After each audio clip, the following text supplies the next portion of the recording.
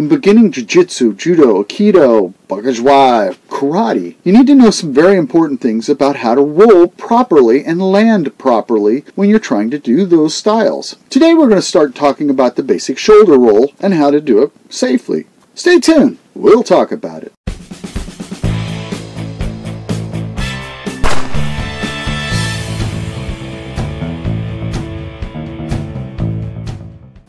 Welcome to Shihan's Dojo. I'm Shihan Marty Husband, and I'm here today to help you build your skills and knowledge in the martial arts. Doesn't matter what type of system of martial arts you study, whether it's karate, taekwondo, kung fu, which are basically stand-up styles, or the basic arts of Jujitsu, Brazilian Jiu-Jitsu, Bagajuai, or many of the other grappling and throwing arts that are out there. In each of those, you have to know how to land whether you're swept or thrown to the ground. Many arts try to deal with this, but don't really do it often enough for their students to understand and to make it become a natural part of the way they fight. Many arts try to deal with this type of rolling and dropping to the ground, or falling if you want to call it that, but fail to understand or cover many of the important aspects of being able to do this safely, or how to review them on a regular basis. I think all systems need to understand this so they can ingrain it in their minds and make it a part of their own system. So before we get started here, I do want to stress something that's very important when you're trying to train this. If you've never trained this way or done this type of training, you need to get with an instructor or somebody who knows how to teach you how to tumble or roll on the ground. Make sure they're qualified when they do this, because you can easily hurt yourself with many of these things that we're going to talk about in the next few videos. Make sure you're also healthy enough and strong enough to do this, because if you have bad knees or a bad back, you might have to train differently. Hence why you would need a good coach who understands how to deal with your injuries to better help you get to the level you want to be at. I've been to several schools where the instructors just basically throw the students out there, start them rolling on day one without really explaining it to them, just having them do it, and then the next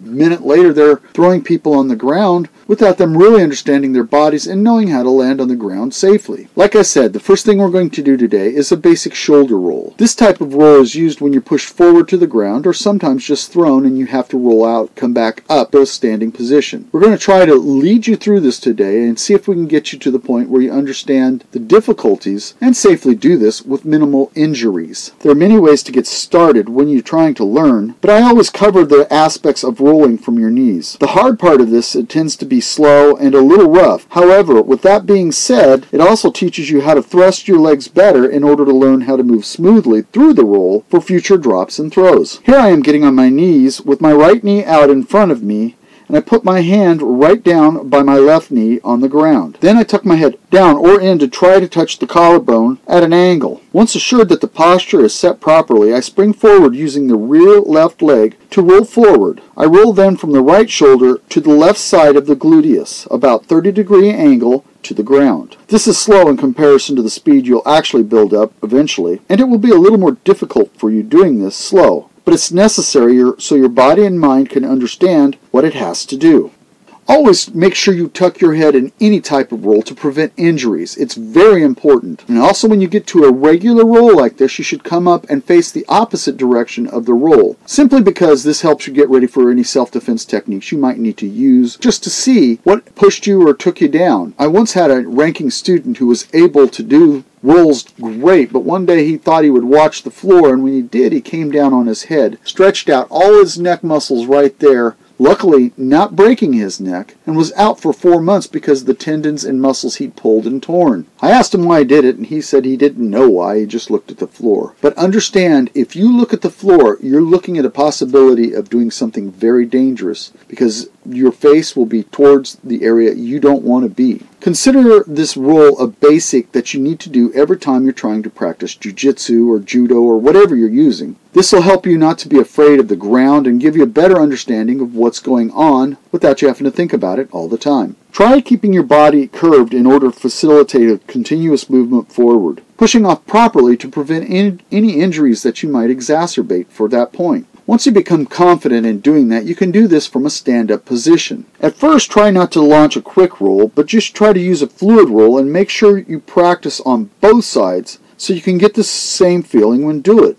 One thing a person has to consider when they're being thrown is what side they're being thrown on. You don't know in a situation, whether it's sport or self-defense, which arm the opponent's going to grab and take you down with. This in turn will help you to be more comfortable with yourself when you do have to fall or roll. When you can do the shoulder rolls well, then do as we're doing here, because then you can roll through it and flow smoothly into doing this. Although you may want to learn throws or other techniques out there, make sure your first few lessons are knowing how to deal with the floor and rolling and being safe. You never want to rush into a throw or a drop that you don't understand without having some beginning training of how to land. Really, forward shoulder rolls as well as slap outs, which we'll cover in the next video, are going to be the most used type of dropping that you will do when you're being thrown or training at any given position. In understanding this, you can take into consideration many aspects that you need to know. There may be some out there who disagree with this philosophy, but consider for a moment. You're going to be throwing a partner and they're going to be throwing you. So you need to make sure you understand this to safely help your partner with it. This is a necessary training that needs to be done continually, a couple times a week if possible, if you're a karate or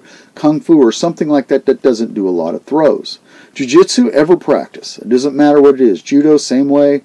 Bagajwa, Aikido, whatever you're doing, you need those basic rolls. It doesn't matter how fancy you want to get, but safety is a requirement, and the only way to do it is continually have your body understand how to roll. In the next video, as I talked about, we will talk about slap outs and how to evenly distribute your body on the floor when it's dropped, or adding it to a roll so you can understand how to distribute your weight in a roll that somebody has your arm or otherwise. In these exercises, there's a chance you can easily get hurt if you don't know what you're doing. So if you do not have someone to help teach you or read it and you want to do these on your own, do it at your own discretion. It's just a warning to you, although I advise you just find somebody that can help you. You should also be aware that when you're rolling on the ground or rolling to the ground from a standing position, it's a roll. Do not dive into the ground. A lot of beginners think they need to dive straight into the ground, but don't realize that they need to go out and roll across the ground. It sounds like a simple concept, but physically it's hard because your body's used to dropping down and not necessarily sliding forward. Many injuries happen when students dive for the floor without understanding how to roll in a continuous flow. One other thing I might note is when you do start taking a Jujitsu or Judo or rolling or whatever, muscles will probably hurt.